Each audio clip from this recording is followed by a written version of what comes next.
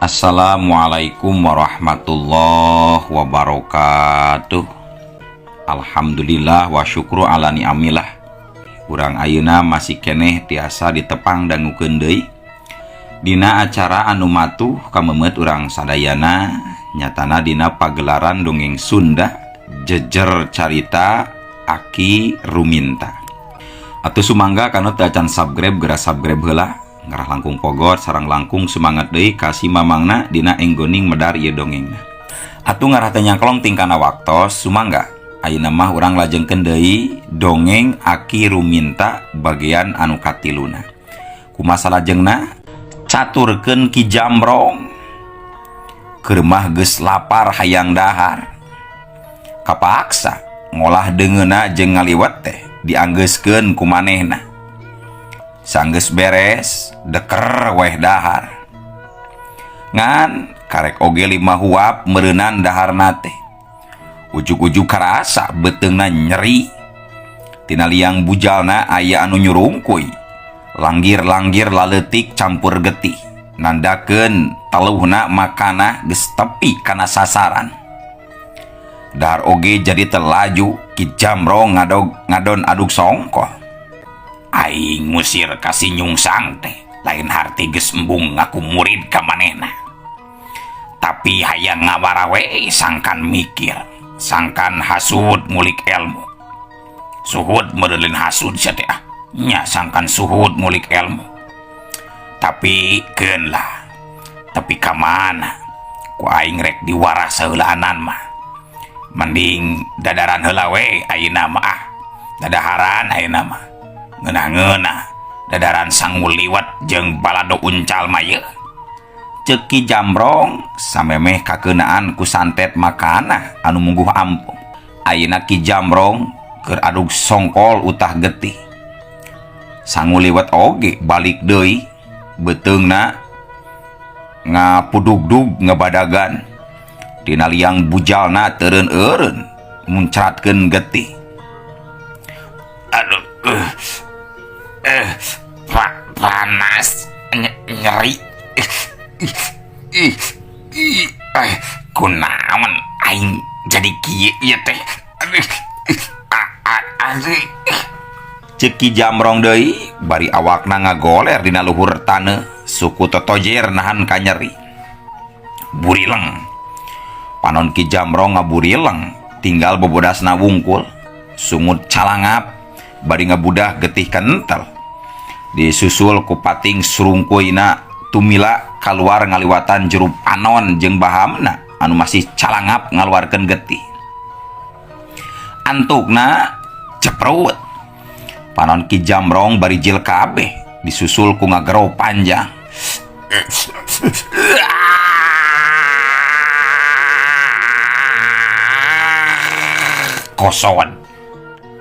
Kosot kerjak ceklek.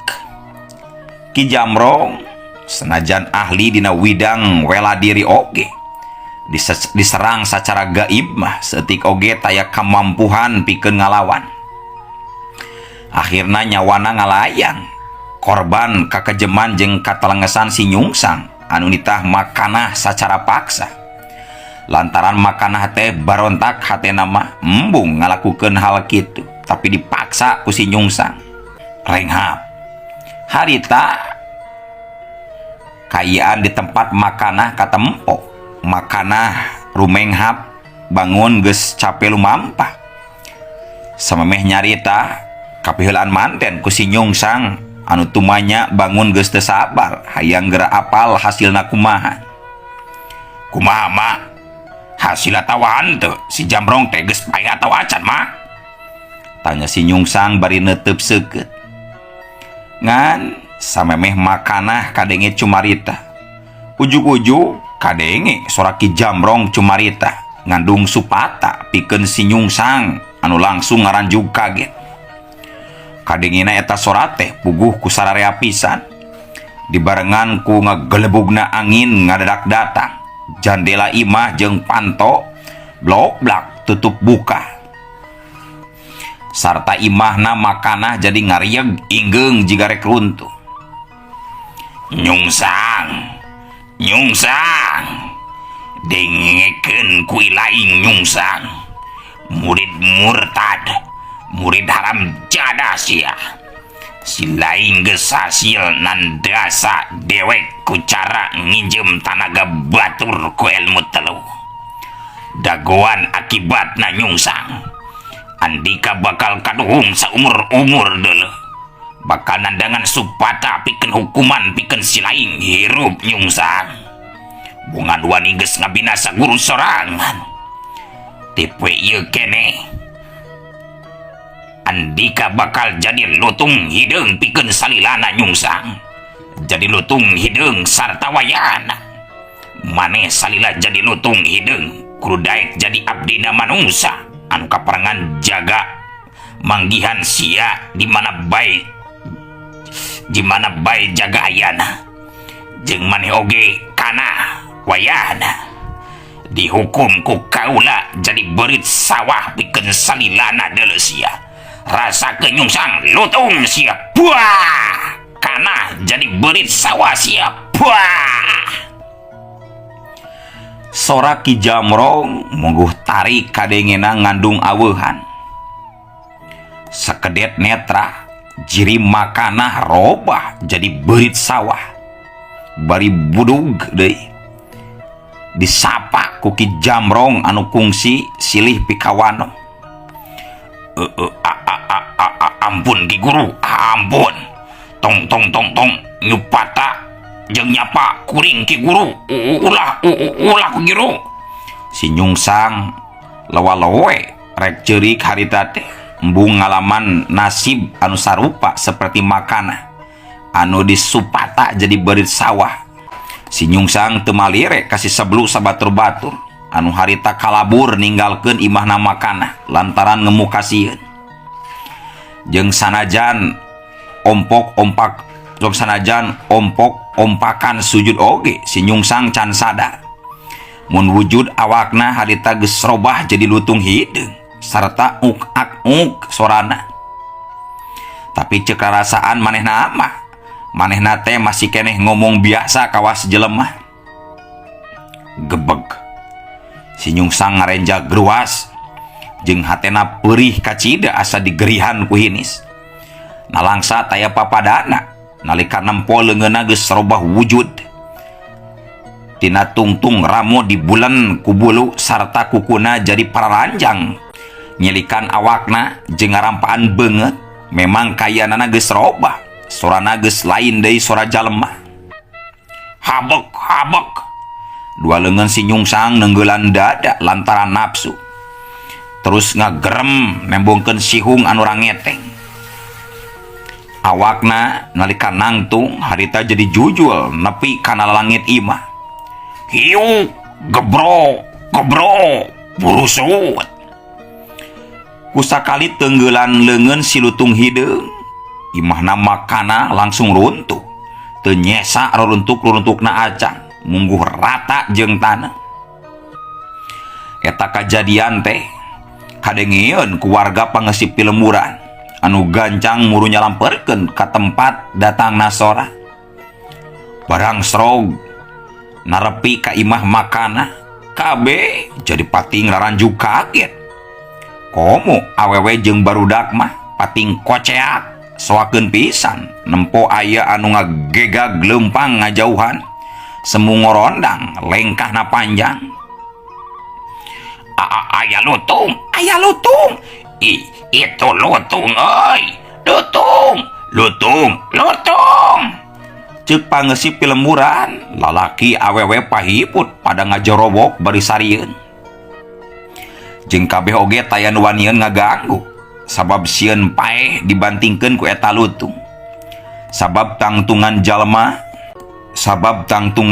jalma warga eta Pilemburan hujung jauh beda puluh tikelan.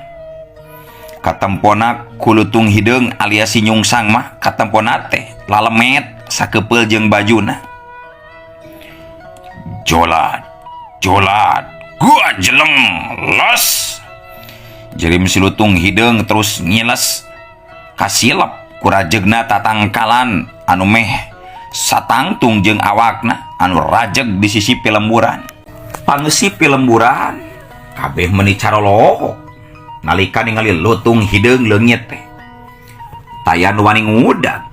Dagudagna oge pamuhalan bisa dari udagna oge pamuhalan bisa ka udag. Syarat nu jadi perhatian warga mah ayeuna ngeunaan makanah kiwari disangkana ku warga mah makanah teh dilegleg ku lutung hideung terus disebarkeun ku caritaan jadi ibur salelembur sabibir hiji nerkab ka mana-mana. Kadang eta beja teh katambah ku bohongna batan benerna ngajadikeun sabagian warga ti unggal lembur ngarasa selempangeun hatena sok inggisnya aya lutung ngamuk ka pilemburan. Sataun wae mah eta beja teh can waka pareum terus jadi kacapangan jeung obrolan jalmarea.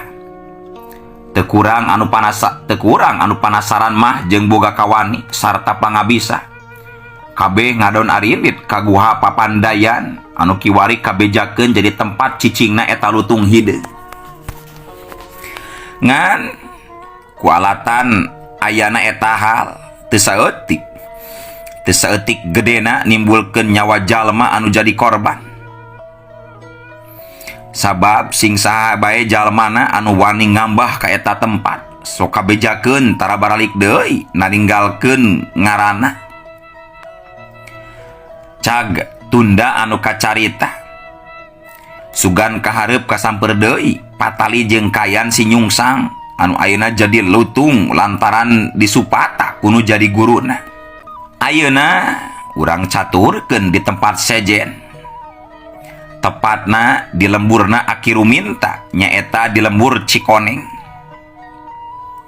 Saperti biasa Akiruminta sok kadatangan ku tatamu anu ngadon tatambah urang dayeuh, urang kampung, urang kota sok bariasa daratang ka Kiruminta. Sejana tambah anu hayang beunghar, nu hayang deet jodoh, oge anu uubar tina gangguan ilmu-ilmu warjit jeung sajabana deui. Jadi lebah dieu Akiruminta teh boga keahlian ilmu kabatinan oge salianti nyangking ilmu kanuragan teh. Jeung jadi pananyaan anu teu sagawaya aya we anu ngakalakeunana teh ti jalma julid jeung sirik. Saperti halna poe harita anu marenta tambah geus baralik teu lila kurunyung aya jalma loba bari ngalabar bedog dipingpin ku hiji jago kolot katelahna Mbah Santa. Atuh puguh we amburu minta pamajikanana jeung anak anu lalaki anu bungsu anu karek umur 12 tahunan langsung ngayak-yak di juru imah nalika nempo Akiruminta dikepung kulobaan di luar buruan imah. Serang oi serang cek Mbah Santana mere komando ka jalma-jalma anu biluk kamanehanana. Sanggeus diparentah model kitu mah kabeh teu miceun deui waktu langsung laluncatan nyarebetkeun bedogna ngarah kana badana Akiruminta. Tapi anu narajang ka Akiruminta jadi laleungiteun sasaran malah bedog-bedogna ngadon diadu jeung pada-pada baturna nalika ngan sakilat jirimna Akiruminta ngalayang ka luhur. Tuluy jujuralitan sababaraha jumpalik waktu nyingkahan pandarajang lawan. Seteng jurelat kalayang juralit pelos seret tang tetela linghas oge ieu mangkluk teh. Hayoy serang deui woy ulah dibere kasempetan pikeun lawan malas narajang oi serang deui serang cek Mbah Santana ngogorowok mere parentah kawalasan jalma anu jadi anak buahna. Sadengkeun Akiruminta dirina bisa surti 15 jalma anu ngahurup ka dirina teh ngan kapangaruhan ku caritan jalma anu ngamusuhan ka dirina wungkul. harita nalika 15 jalma pating salebrut deui narajang ka dirina. Aki Ruminta teu bisa gagabah kitu bae ngalakukeun panarajang balesan kanu jadi lawan. Sabab bisi nyilakakeun. Suk hiu gurila. Bedog pating torojol ti kenca katuhu disusul ti hareup ngarah kana suku. Sak jeleng kalayang juralit wer suk hiuk. Aki Ruminta gancang ngalakukeun hiji gerakan. Awakna semu ngalayang di luhur sabaraha jengkal tina taneuh. Bari muihkeun iteukna hareupeun dadana 20 derajat. Jeung aneh anu narajang oge ngadadak kandeg lir kahalangan ku hiji kakuatan anu teu katempo. Aki Ruminta jadi boga kasempetan pikeun cumarita ditujukeun ka Mbah Santa. Nanyakeun ngaran jeung naon maksud pangna datang kadinya. Aya naon sabenerna kisana? Pangna datang kadi langsung rajang ka kaula. Wanohkeun euy. Ieu dewek Mbah Santa ti Talaga Bodas deuleu. Ngaja jauh-jauh di jugjug anggang-anggang di teang. Datang ka dieu pikeun mere pangwarah kandi ka Ruminta.